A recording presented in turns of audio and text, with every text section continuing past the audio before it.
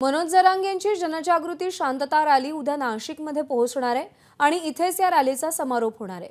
नाशिकच्या तपोवन इथून जरांगेंच्या रॅलीला सुरुवात होणार आहे। दरम्यान जरांगेंच्या रॅलीच्या पार्श्वभूमीवर या भागात पोलिसांचा बंदोबस्त तैनात करण्यात आला आहे। मनोज जरांगे पाटील यांचा उद्या नाशिक या ठिकाणी शांतता रॅलीचा समारोप होणार आहे। आपण सध्या नाशिकच्या मुख्य चौक या ठिकाणी सीबीएस या परिसरामध्ये आहोत। आपण जर या ठिकाणी बघतोय तर नाशिकमध्ये उद्या होणाऱ्या शांतता रॅलीचा समारोप हा होणार आहे। उद्याच्या रॅलीचा जो मार्ग असणार आहे तो तपोवन, निमाणी, मालेगाव स्टँड मार्गे थेट मेयर सिग्नल, शिवस्मारक आणि जिल्हाधिकारी कार्यालयाच्या समोर असलेल्या सीबीएस या ठिकाणी हा समारोप होईल। आपण जर बघू शकतो सीबीएस येथील या मुख्य चौकामध्ये मनोज जरांगे पाटील हे उपस्थित मराठा बांधवांना संबोधित करणार आहेत। या ठिकाणी उद्याच्या समारोप सभेसाठी या ठिकाणी जे आहे ते स्टेजचं देखील या ठिकाणी काम सुरू आहे। आपण जर बघतो या ठिकाणी नाशिकच्या सीबीएस येथील मुख्य चौकामध्ये या रॅलीचा समारोप होणार आहे। जवळपास 5 लाखाहून अधिक मराठा बांधव हे उद्याच्या या रॅलीसाठी उपस्थित राहणार असल्याची देखील माहिती मिळते।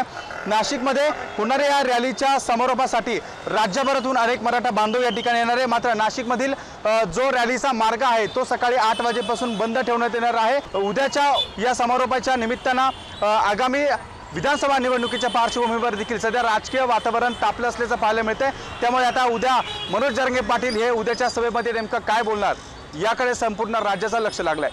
कॅमेरामन किरण कटेरेसह शुभम बोडके, एबीपी माझा, नाशिक।